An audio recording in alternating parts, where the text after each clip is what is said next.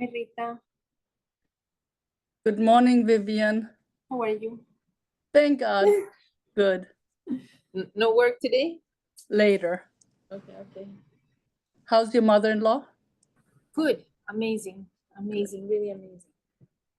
She's a warrior. Like, yeah, amazing. Good. Okay, I'm just gonna wait 2 minutes and we're gonna start. So, summer here, there's not so many people. Like the snowbirds. Yeah. Less traffic, less work, less everything. Hi, how are you, Stephanie? Welcome. How are you? So pretty. How are you, Mama?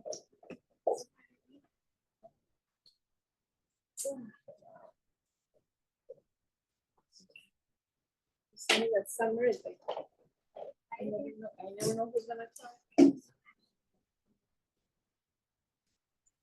Okay, so I'm gonna start.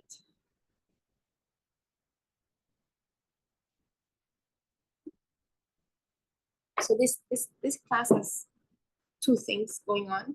We're gonna do a little bit of Tanya, and this is an open class.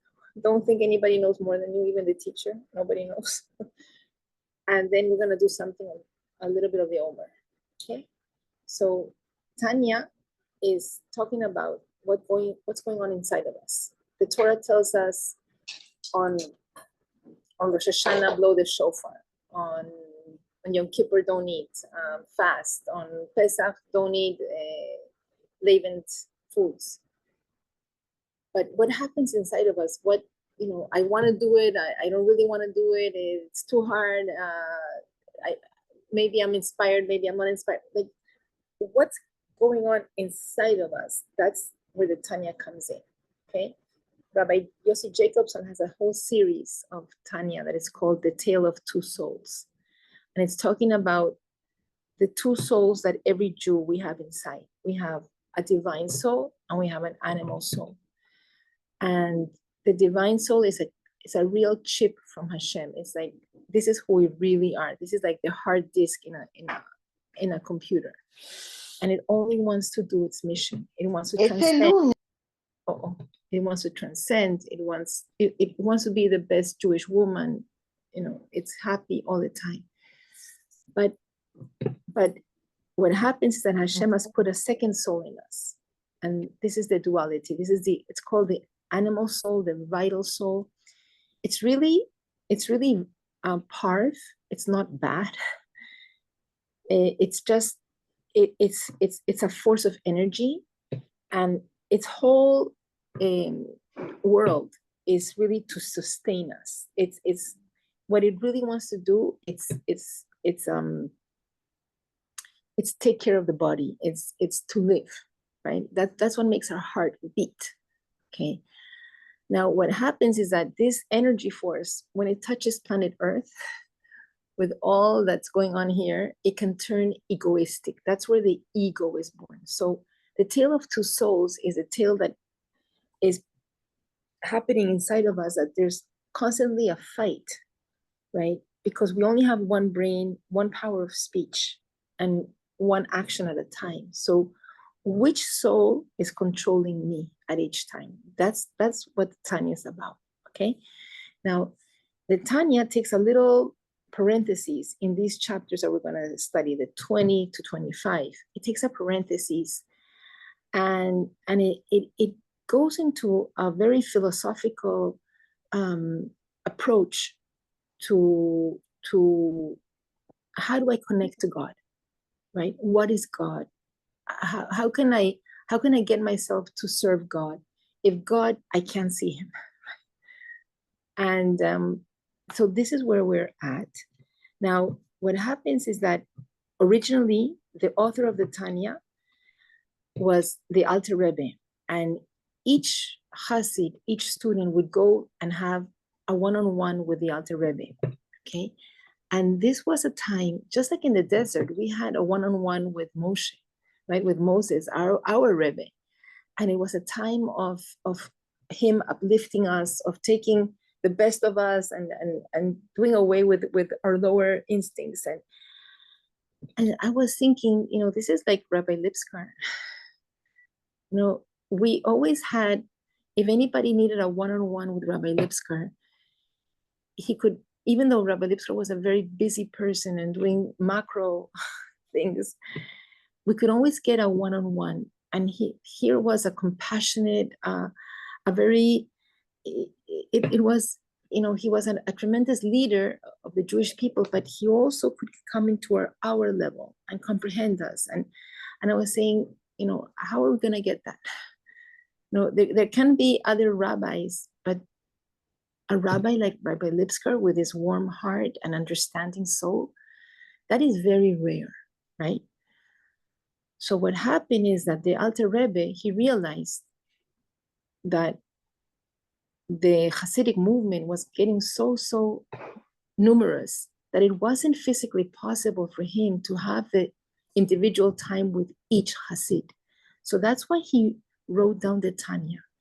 And when we study the Tanya, it is like he said, you're having a one-on-one with me. It's like we're coming into a one-on-one with the Alter Rebbe. Now, I was listening to a class by Rabbi Paltiel. Rabbi Paltiel is one of the foremost teachers of Tanya today. And he was saying, not each chapter of Tanya talks to each person, because there's different people and each one is going on a different step of the ladder in his service of God, okay? So we have to understand these chapters, these following 5 chapters are talking to a specific kind of person that wants to connect to God, right?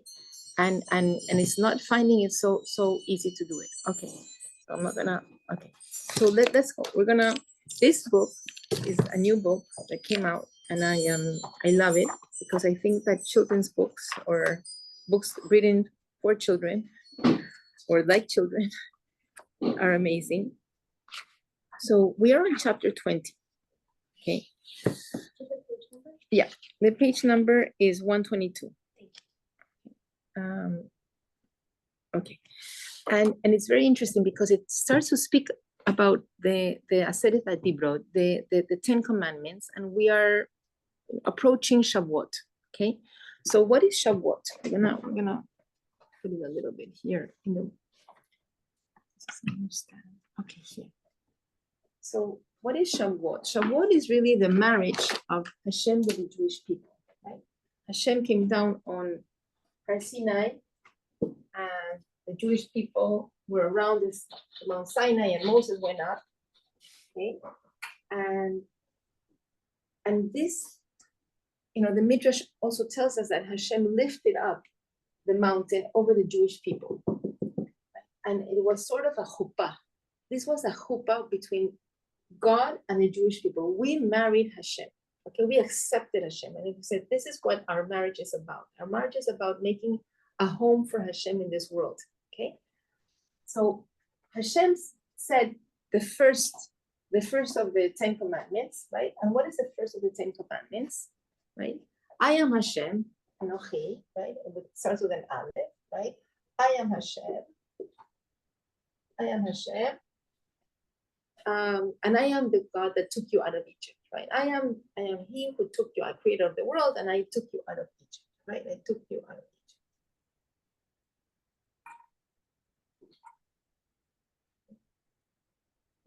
You know what? I should really bring a second a chumash. I'm going to say it wrong.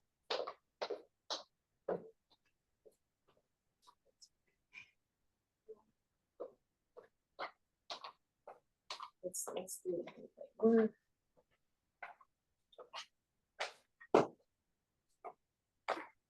Okay.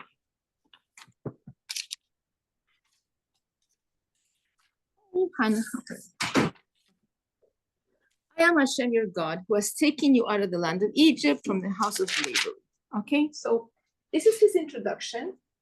I am the one that took you out of Egypt. Now, in his introduction to us, Hashem created the world, created the cosmos, it would have been much, much greater for Hashem, more honor to say, I created the Milky Way. Right?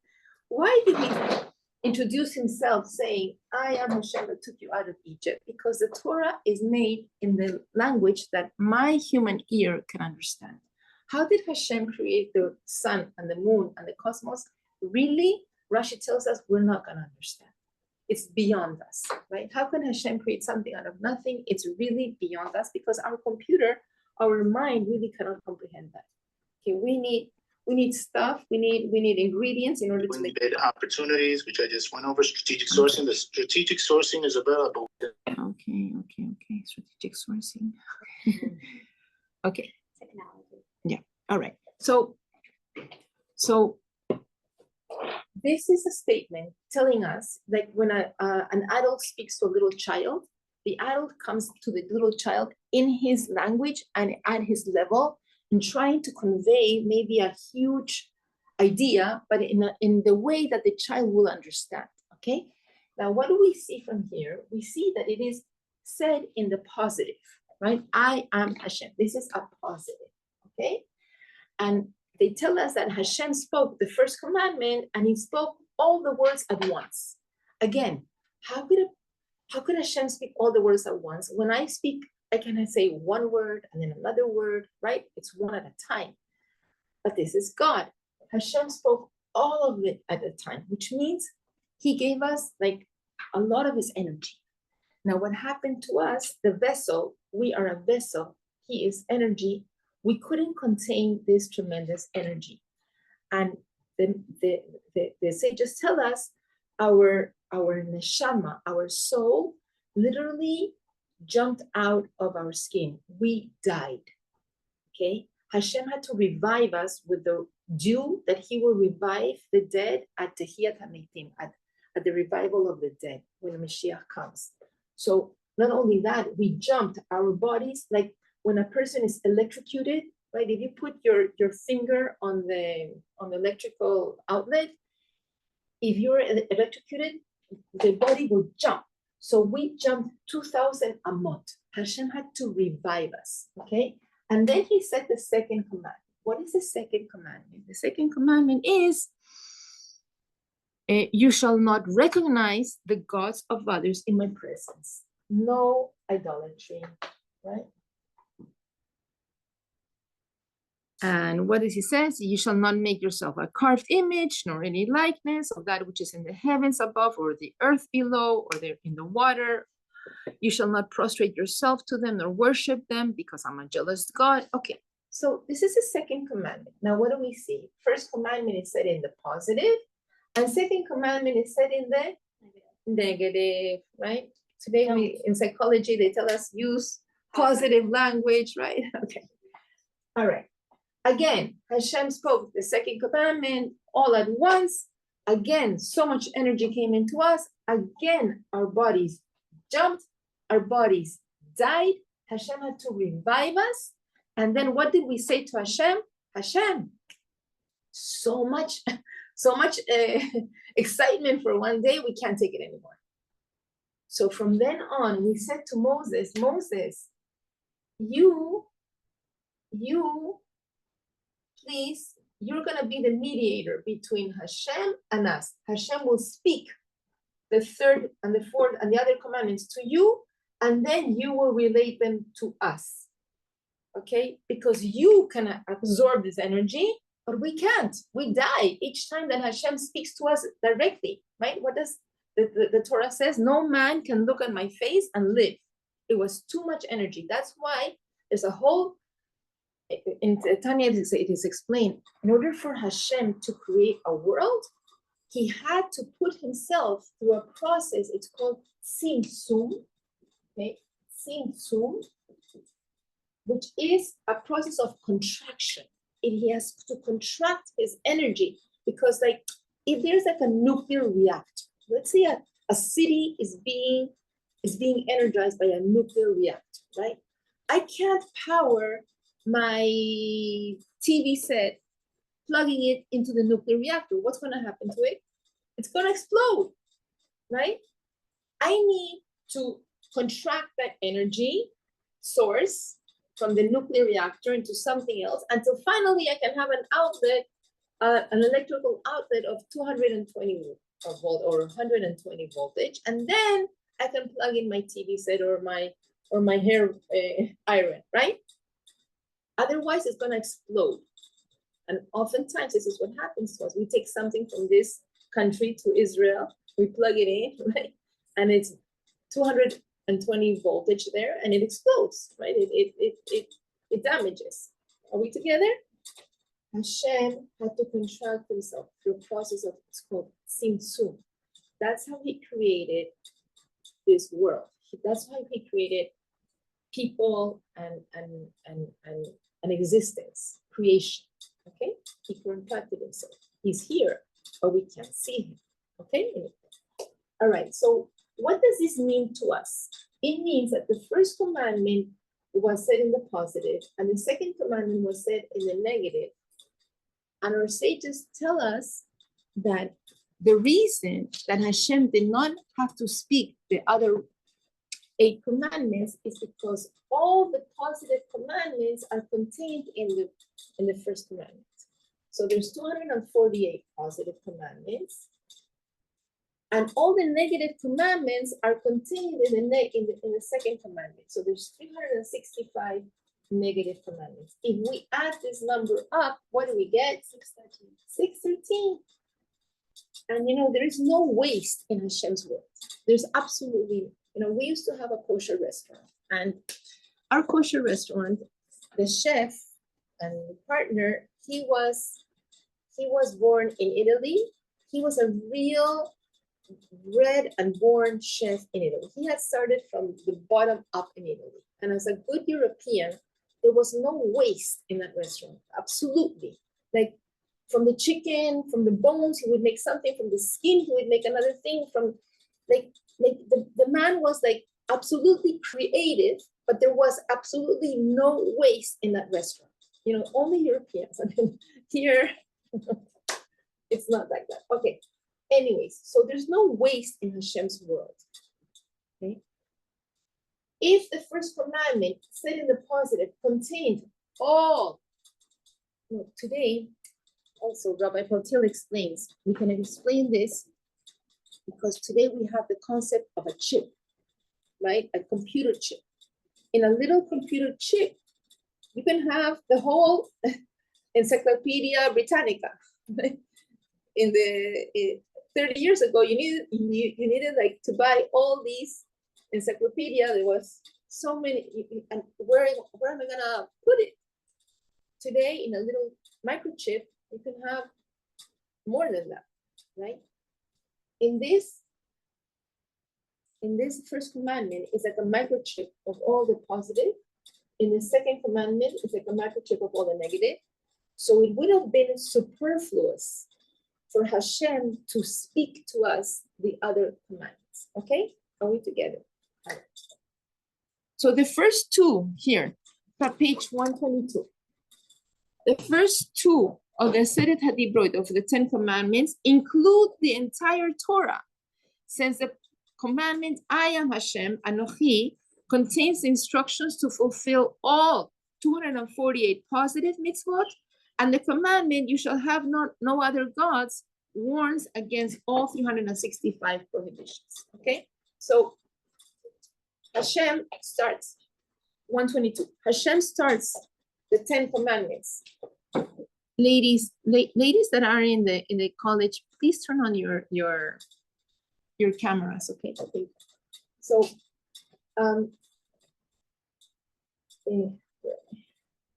okay, so let's go on. The human eye misses a lot of things. It cannot see the millions of bacteria that live in our hands or the tiny molecules that make up all the matter. It also cannot see how everything in the universe is being kept alive by Hashem's energy. So this chapter, number 20, is going to tell us Hashem is energizing everything. But because of this tzimtzum, we cannot see him directly, right?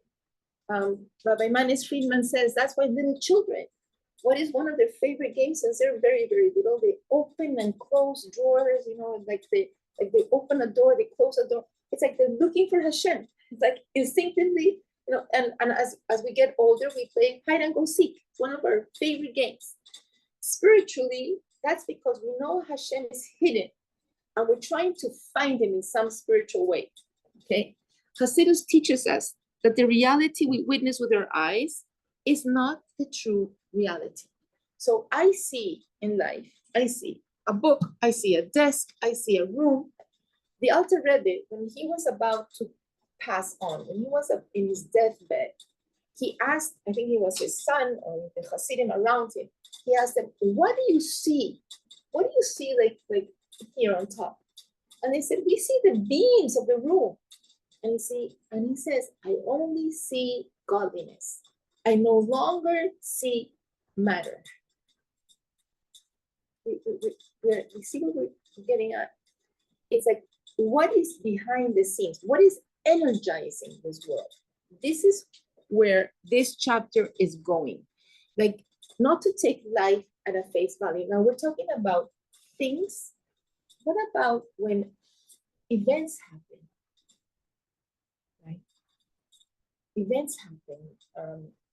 Yesterday, a tragedy happened in Washington, right? And we can ask, where is God? Where is God? Right? And we know, regretfully, God is also there. For some reason, these tragic things are happening. This is terrible, right? But we can't say the hand of God is not here. We have to understand that God is directing everything. And even, you know, I was yesterday at a shloshim of a lady. She's in her 50s and she passed on like in 40 days. And she was perfectly healthy. And then they discovered something, and in 40 days she was gone. And the brother got up and said, this is from God. Like, really, these were his words. This is also from God. It's so hard. He misses his sister, but this is from God. So we have to understand, this applies to everything in life, right? God is really energizing everything. Okay.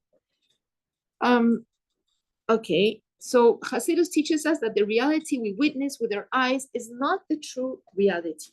The tree in our backyard is Hashem's energy in the form of a tree. So, you know how with little babies, little children, what is one of the favorite games to play with them?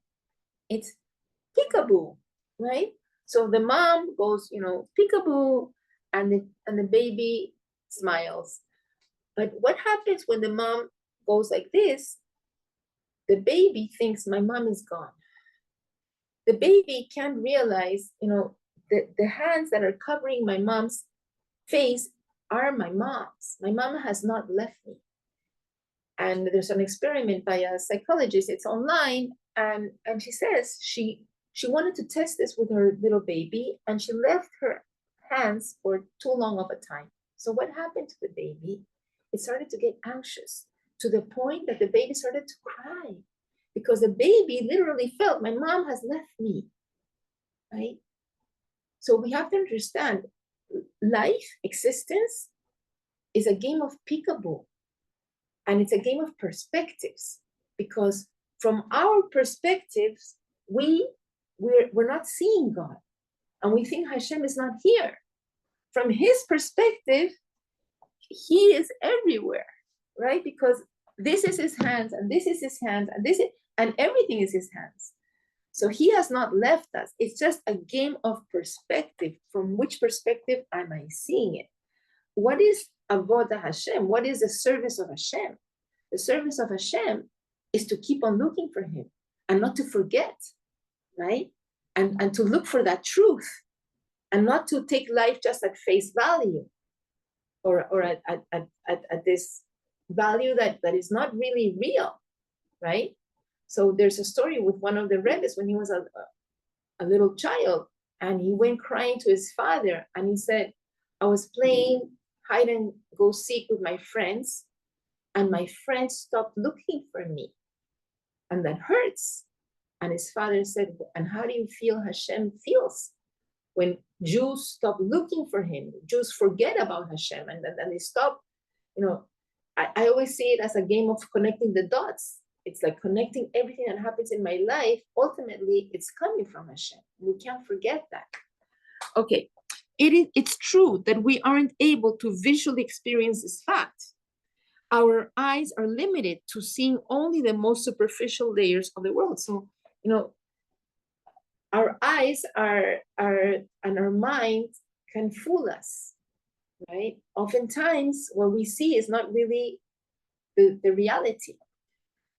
But although our eyes cannot see it, we believe the ultimate truth, that Hashem is the most real existence in the world. Okay, we express this belief by doing what Hashem asked of us. So how do we express, yes, Hashem, I believe in you. I know that you're with me. I know I'm still aligned with you. The way that we do this is by keeping the commandments, because keeping the commandments is saying, yes, I believe you're present with me. And the same, it's very interesting. We talked about Rabbi Lipsker, and Rabbi Lipsker right now, he's in a different existence. And how do we keep believing in his vision is by keeping on, what he wanted for the shul. And I walked in uninvited into Hani Lipsker's house on Shabbat afternoon. I just wanted to say hello. And I walked into the whole family around the Shabbat table, and they were going around, all the grandchildren talking about their grandfather. And the overall everybody was saying was, we're going to keep on with this vision. We're going to keep on doing, we're going to keep on. And Hani said, we're going to go with courage. We're going to go with kindness, and we're going to go with purpose, and we're going to go strong. And, this is like my husband said to me, Rabbi Lipsker hasn't died, because we are going to keep on his vision. So how do we keep on connected to Hashem if we cannot see him? By obeying him. That's why he left a whole list of things to do. Like a father that passed on, but he left a testament. And he says, this is what I want to be done.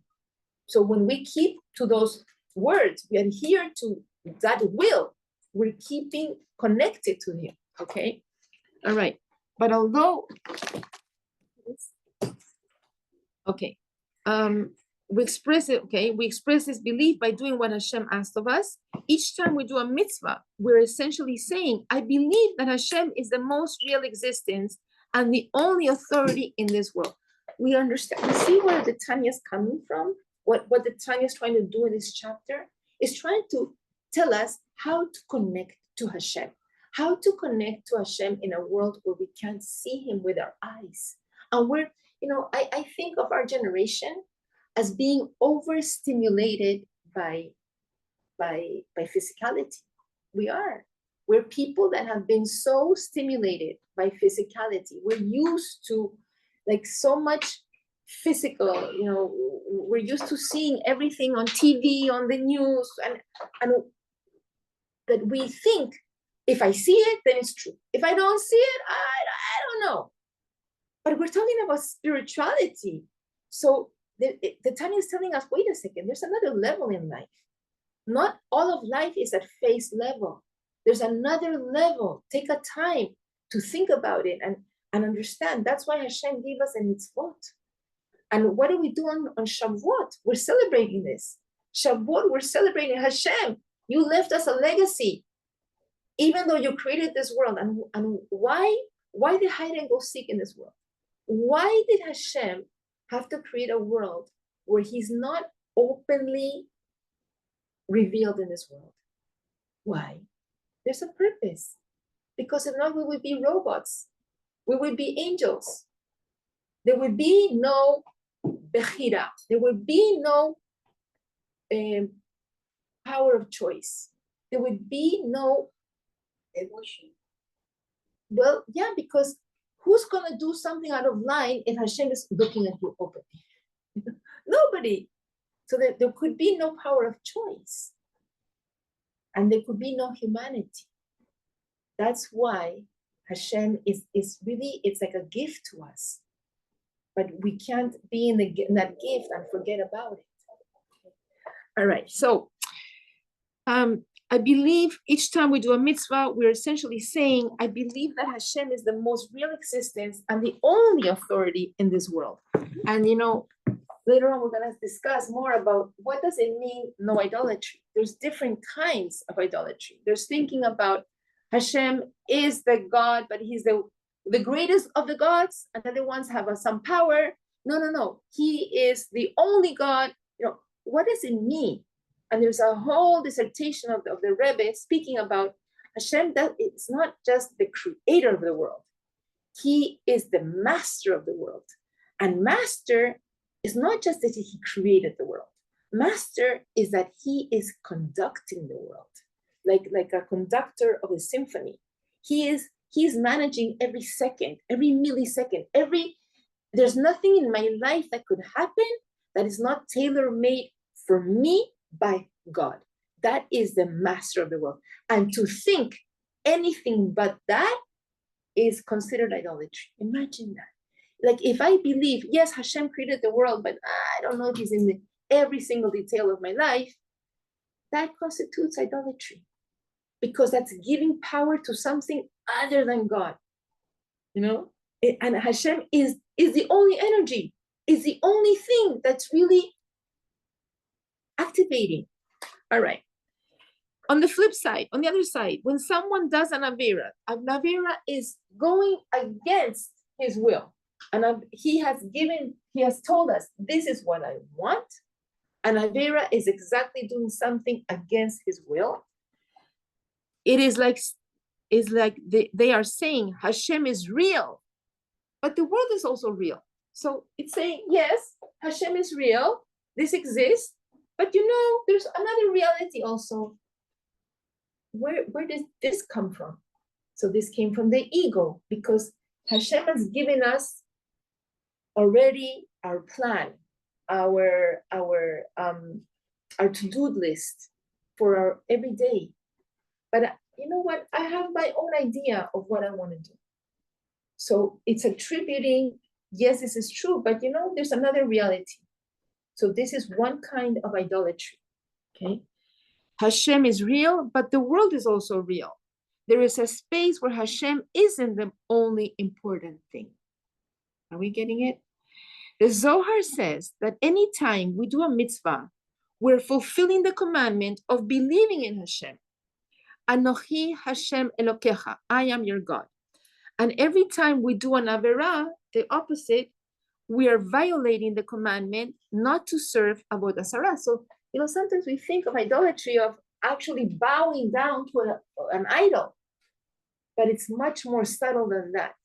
There are other subtle, it's very sad, but today there's a silent Holocaust. What is a silent Holocaust? The silent Holocaust is many Jews that are marrying out. And it's happening like almost with anesthesia. They're not feeling it. They're so in love, and they don't really realize what they're doing, what they're giving up, right? But they are not doing anything because it's accepted. Uh-huh. Here in the United States, it's very accepted. Okay, and yeah, I understand that, but nevertheless, we have to understand what is happening in the big picture. The big picture is that they're finally, they're leaving this, and it is going against Hashem's will, but it's happening in such a nice, subtle way. It's so sometimes families are not even. Before, people used to make a ruckus and say, "Oh, how could this be? I'm gonna sit shiva." Now it's like, no, I don't want to. So it's happening, but we can't forget this is a silent Holocaust that is happening in our times, right? Okay, so idolatry is not just bowing down to an idol. What's happening in the universities, right? Just in the world of ideas, foreign ideas are coming into Jewish minds, right? And they're coming in the form of academia, of sophistication, right? But we have to understand, where is this coming from? This is coming from the other side. So, and it's very, very dangerous, to the point that the Jews are even, they're relinquishing their very beliefs in the land of Israel, in the Jewish people, in God, right? So we have to be very careful. Idolatry is not just black and white. This is what it's coming. Yeah. And so what happened this morning? Yeah. In Washington. Yeah. Like, we're not safe anymore. They are hunting us. Today I had to call the police because I don't know, but there was a mark on my car. A mark, like una marca, like in red, and it was like a little red triangle. And I didn't know what it was. Like, I had seen it a few days ago. I thought maybe I had scratched it, but the handyman in my house yesterday tried to take it out and said, this is not a scratch. Somebody painted this on your car. It was a very small. So today, because of what happened in Washington, I'm reading in the internet, and it said that a red triangle is a sign of anti-Semitism. Like a mock, like a topic. Yeah. I had no idea. Neighbors like that, like No, because I don't even know, Emilia, if it happened in my house, because I've seen it like a few days ago. So I don't know where it happened. I don't know if I parked my car somewhere else. But I said I better call the police. I just want there to be a record. I don't know if it was or it wasn't. I don't know where it happened. I know that it happened in the last week. But we have to be aware, like something. So and we have to stop it, right? Because that's how things start. Things start and nobody does anything. Huh? You know what? I believe we need to be stronger. We need to do more mitzvot. We need to do more, because we're like diamonds. Nobody can hurt a diamond except a diamond. It's only when we are not doing what we're supposed to, right, in this world, that other forces can come and hurt us. So we need to be stronger. We can strengthen ourselves also. Security and everything that we need to do, but it's only a strong Israel that's going to really guarantee our safety everywhere else. What's happening in Israel, they're at the forefront, but a weak Israel will weaken Jews all over the world. 100%. Anyways, okay. Okay, so the Zohar says that anytime we do a mitzvah, we're fulfilling the commandment of believing in Hashem, Anochi Hashem Elokecha. And every time we do an avera, we're violating the commandment not to serve avodah zarah, idolatry. Lo yeh lecha elokim acherim. Okay. This is because every time we do a mitzvah, we're confirming our belief that Hashem is the only one in charge. When we do an avera, there's an underlying feeling that Hashem is not the only authority, and that this is a subtle form of idolatry. So idolatry is not just black and white. It's attributing any kind of validity to something other than God.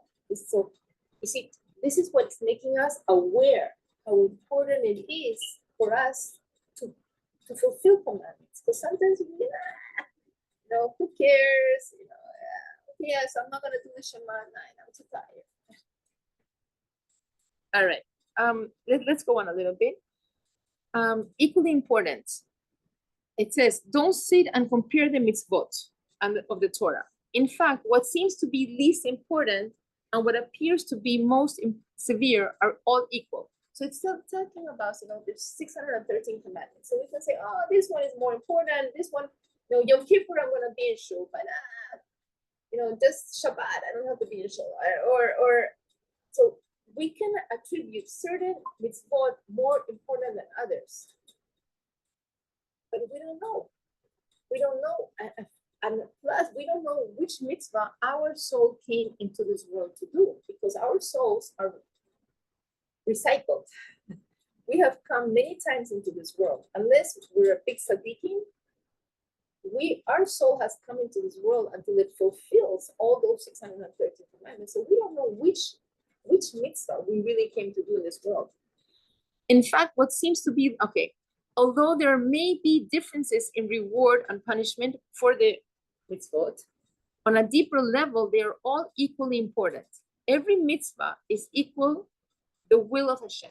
That's what the mitzvot are. It's the will. He has stated, this is what I want from my world. And every aveira is equally a transgression of his will. Every mitzvah pronounces our belief that Hashem is the only one in charge. And every aveira pronounces that the person considers something else more important than him. We're saying the same thing, the same thing. Okay.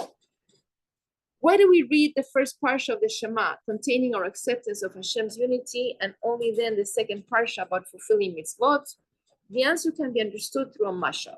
A king comes to a country, and the people immediately request that he gives them instructions. So a king is coming to a new country, and the people say, okay, king, what would you like? What do you want us to do? What are your instructions? And so what does the king say to the people? First, accept me as a king. If you don't accept that I am the authority, I can't tell you what to do.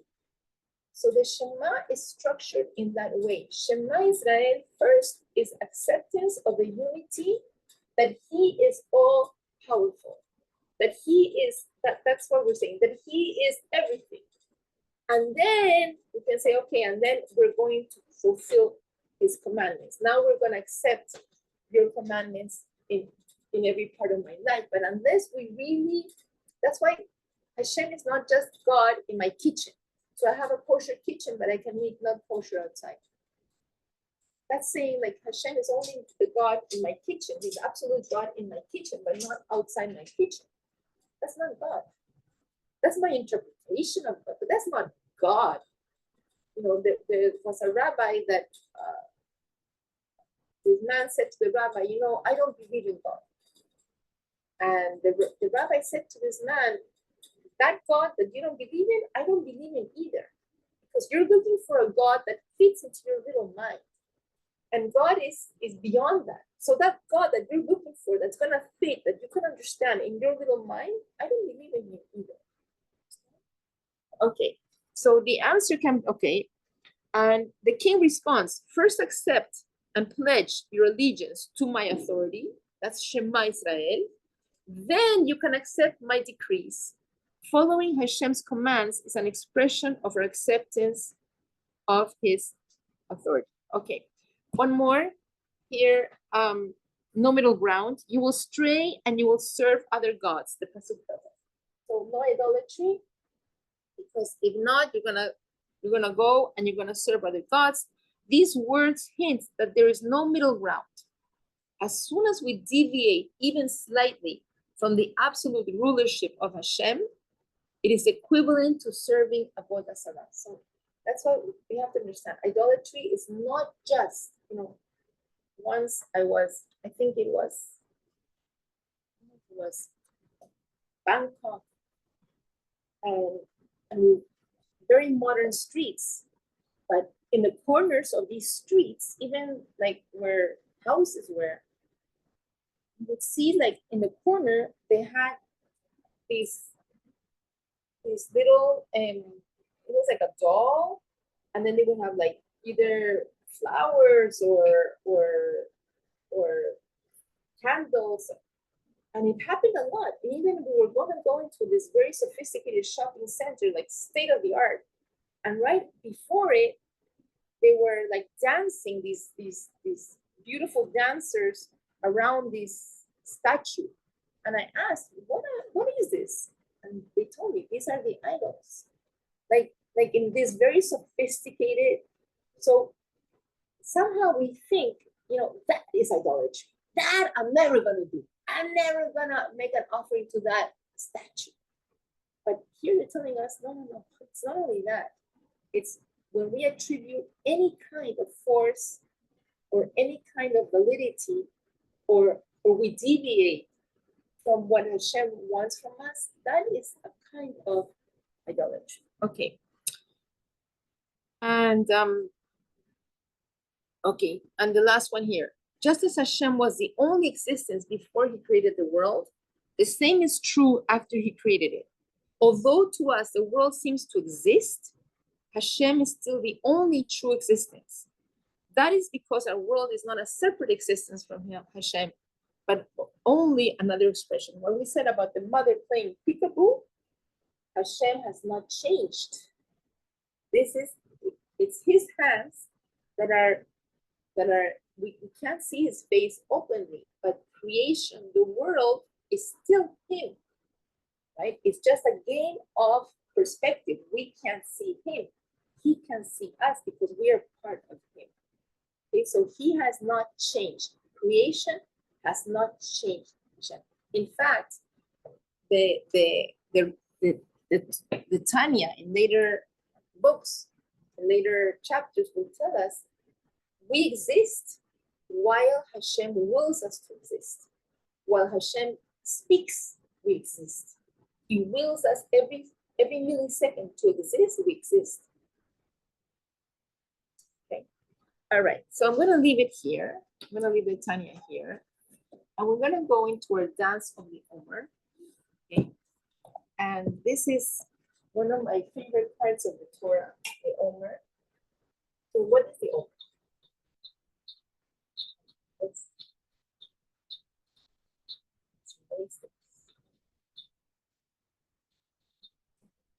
So we said Hashem is everything. Hashem is one. That's the Aleph in Anochi. That's the Aleph. It's one. It's perfection. It's everything. There's a rabbi that he took different colored glasses, right? Cups, different colored glass, and he put water into these little colored glass. So what do you see? What would you see in the different colored glasses? You would see different colored water. But really the water has not changed because the water is the same water, but it was just placed in different colored glasses, right? That is the Sefirot. Hashem is one. His energy is one. In order to make creation, he divides his energy just, this is a decimal world, that's why we have 10 fingers, into 10 different energies, okay? We all have them. We all have the 10 different energies. Now, how did Hashem create different people? It's like in our kitchen. You know, I want to make different salads for Shabbat. So what do? We have the same ingredients. We have the same carrots and the same cucumbers and the same tomatoes, right? And chives and whatever. And we have the same olive oil and all this. How do I create different salads? I make different proportions. This salad is only a carrot salad. So it's only carrots. This salad has carrots and celery and cucumbers. And this is going to be a different salad. I'm going to give it a little proportion of sesame oil. And so it's going to be like Oriental. This one, I'm going to put more of a Mexican taste, right? Different proportions. We create different things with it. It's the same ingredients, okay? Sefirot are our natural resources. That's what the Sefirot are. The Sefirot are our natural, our natural resources.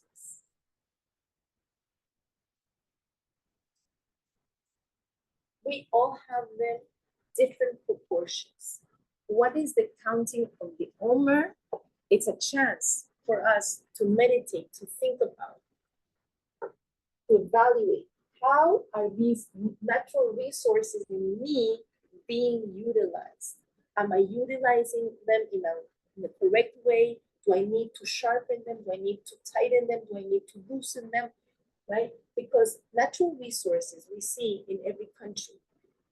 According to the president of a country like Venezuela, is a very wealthy country in natural resources. But now it has a terrible tyrant as a president. So what is he doing with it? He's doing evil with his natural resources instead of constructing the world, right? What is Elon Musk doing with his resources? He's utilizing them for progress, for good things, right? it's so sad. It's like beyond. But when there were Jews in the south of Israel that wanted to give natural resources and better the lives of the Gaza people, right? What did they do with that? They made tunnels, right? So natural resources are the Sefirot, are the energies. What we do with them, that's very much what my merit, okay? The counting of the Sefirot is a time between Pesach and Shavuot to analyze how am I doing? What am I composed? Like if I have kindness, because kindness is a natural resource and that's given by Hashem, what am I doing with my kindness? Am I spilling it all over? Am I being kind to my enemy? Is that a good thing?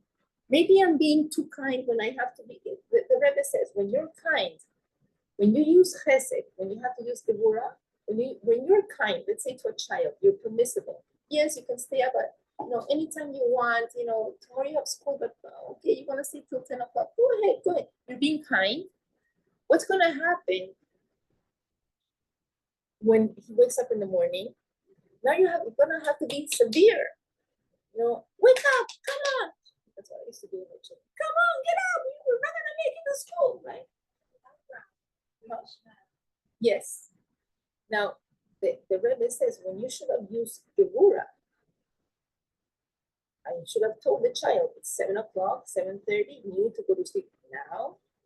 Then in the morning I could be kind. Hey, wake up, let's have a nice breakfast. But because I used the wrong natural resource, the wrong sefira, it's gonna lead to consequence that I'm gonna use the wrong sefira the next time also. That's what's happening. Now, if we all have these natural resources, what does Hashem want from us? He made us. Right? There's a question in the Tanya by Yoav, no, not Yoav, Job. Job asked Hashem, why are you judging us? You made Rishaim and you made Tzaddikim. You made people that can dominate themselves, can dominate their lower instincts. You gave them a better portion and you made people that have temptation. So the fault is with you. That's job. Eof is asking Hashem, right? It's, why are you judging me? So Hashem says, no, I gave you natural resources and I'm giving you a Torah, I'm giving you a handbook, and I'm giving you all that is necessary for you to manage yourself perfectly. And so the opportunity that we have now in this Sefirah, in this counting of the Omer, is to go to homeostasis. Because we all have to go to balance. If I was born with a lot of chesed, which I was, a lot of chesed, I need to work on my work. It's not like, okay, Hashem made me like that, so I am like that, so I'm gonna be nice, and I'm gonna, it doesn't work that way. That's why oftentimes Hashem puts in situations, like my husband is much more good. So I have to learn from him, and he has to learn from me. Or your children will make sure to find, and they will, 100% guarantee will sign to that, right? They'll sign, or the stepchildren, somebody will find it, right? Or the situations in life. But Hashem will take you to work on yourself. So Manis Friedman says it's much easier not to have the impetus from the outside, rather work from the inside. It hurts less. So this is the Sefirah. Okay. So we have a body, and I'll explain two things. We are in this week of the Omer, actually, we are in the week of Yesod. Okay? Yesod is illustrated by the reproductive organs.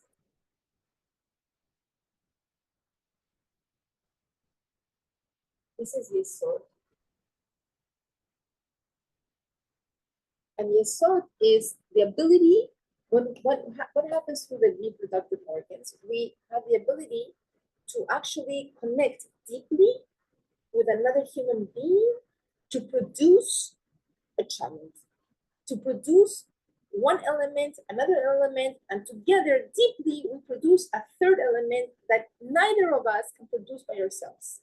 So the number 3 represents a unity that is beyond each of the parts. That is Shavuot. Shavuot is Hashem coming down to Mount Sinai, the children of Israel uniting with God, and we make a pact.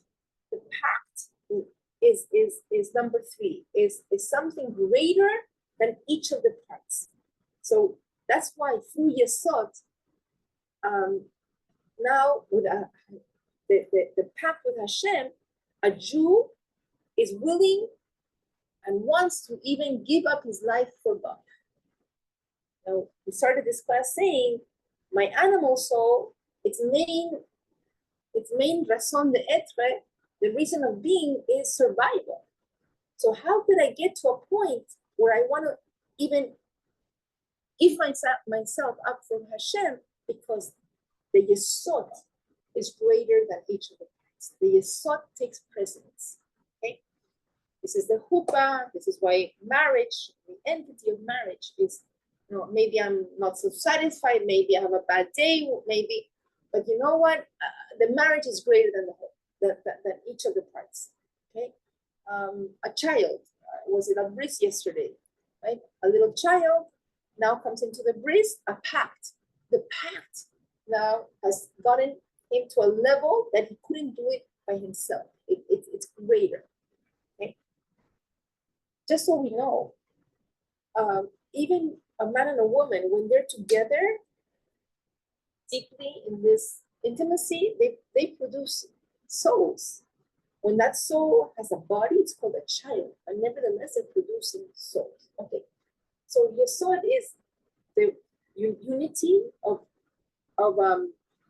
uniting and creating something greater. So it's also like you have a house, you have furniture, you have people. But when the house becomes a home, that's Yesod. Yesod is something that is like a purpose, right? It gives purpose, it gives something that unites and it transforms. So now you don't have just a home. You don't have a house. You have a home, right? So there's Yesod, not only with people, there's with ideas. Okay, so the Yesod is we are part of a community. To be part of a community, now you're not alone. You're not just one person. You can do whatever you want. No, I'm part of a community. Now the community it represents something bigger in my life.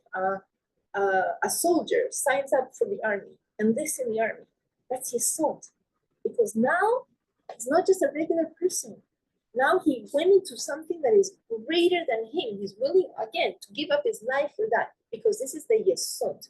So in the positive, it's uniting with something that's going to bring you to a better place, right? Huh? Like glue, yes. And you saw, like when I...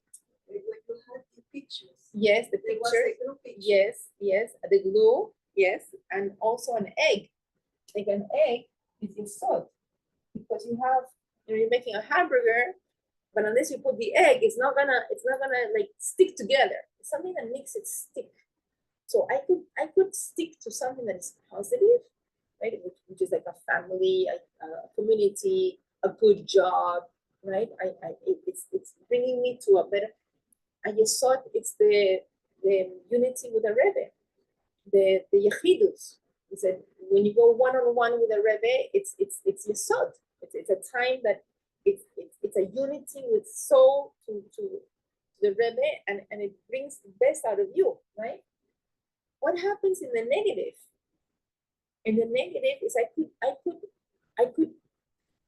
unite unite with things that are negative to me. Let's say peer pressure, right? A teenager that, because of peer pressure, unites with bad friends, and that takes him. I want to be part of the sect. I want to be part of the club. I want to be, or they're all drugging themselves. I want to drug myself also, right? Because of the yesod. The yesod is pulling me. Or we see in the universities, how many students have joined protests because of the yesod. I want to be part of the protest. They don't even know what they're saying, right? And when they interview them, what does from the river to the sea mean? I don't know. I don't know which river. I don't know which sea. I don't know what I'm saying. But why are they so emphatic? Why are they joining? Why are they screaming? Because of the yesod, right? I want to be part of that. So yesod can be used for the good. It can be used for the bad. And fashion is part of the yesod, right? We want to be in fashion. I want to wear the colors of the season. I want to use the purse of the fashion times, and because I want to belong. It's that. Now, what is very interesting is that we all have that need to belong.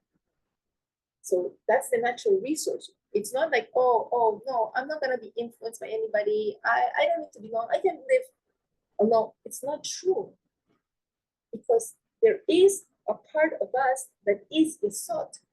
The Torah is a means for us to channel our yesod in a good, wholesome way. Because without the Torah, it's the yesod. It's not like it's gonna stay empty. It never stays empty. There's no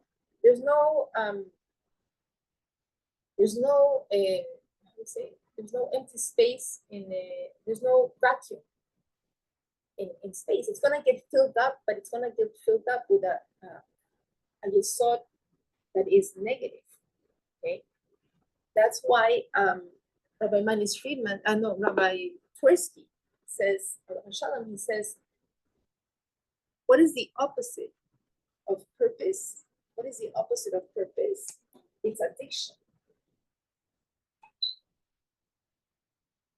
Why? Because I am so hungry for belonging.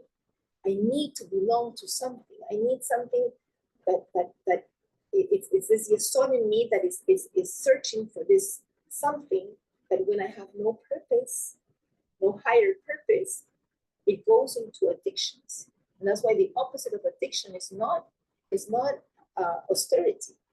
It's to find a purpose, something higher, right? Okay, so what I want us to see is that in the Sefirot, when we are in this week of Sefirot, of Yesod, it's a way for me to ask myself, what am I belonging? What have I, my Yesod, how is it expressing itself? Is it expressing itself in a good way? Is it expressing itself in a negative way? What is the chesed of Yesod? Am I doing it in a loving way? Like, am I loving, Yesod is with the Torah. Am I doing it in a loving way? Am I keeping this God in a loving way, or am I resenting it? Right? Is it heavy on me? Because if it's heavy on me, that's not the Torah. Right? What is the gevurah of your soul? It's am I having the discipline to keep on belonging to this? Am I having the discipline, be it in the family, be it be a sort to, I don't know, to your work? Am I having the discipline? Am I having the strength, the courage, right? To keep on this. As Hani Litzker said, if she had to describe the rabbi in one word, the first word would be, he was a chassid. He was a chassid. This is his yesod. He was foremost a chassid of the Rebbe in every second of his day, every day of his life. There was no day off. There was no, okay, this day I'm not a chassid. No. because this was his commitment, right? It's the commitment. All right. So, all right. So, all right. In this class this week, we're gonna do Netzach. Netzach is the right foot. Okay. And each Sephira has a little bit of the other. Okay? That's the 7. So this is the Netzach. Netzach is the right leg. The right leg. It's a symbol of Nike. That is the swoosh. What does Nike say? Just do it.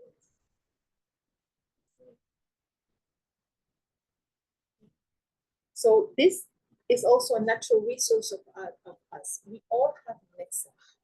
Now, some people have a lot of Netzach, and they're constantly jumping into things, doing and doing and doing, and action and action and action, and going to the next level and opening up new ways. And this is like out of the box. And they have ideas that are constantly like out of the ordinary, and they always have to break new ground, and they always have to try a new restaurant, and they always have to try a new food, and they always want to make new friends. And you know, this is he had Netzach, of course. And so this is not just the right foot and breaking new ground, but this becomes consistency, right? When you are opening new ground, and after every step you take, it becomes, you know, how do you finish a marathon? How do you finish? You take the first step. To the stream. Yeah, but you need to take the first step, and after that, the next step, and another.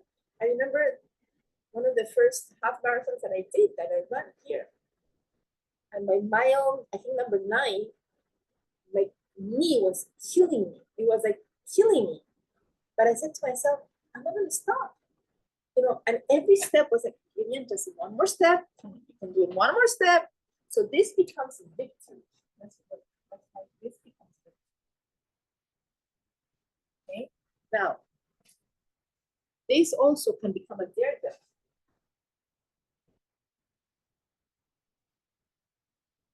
The sun. And he wants to climb all the greatest mountains in the world, and then he puts himself in a lot of danger.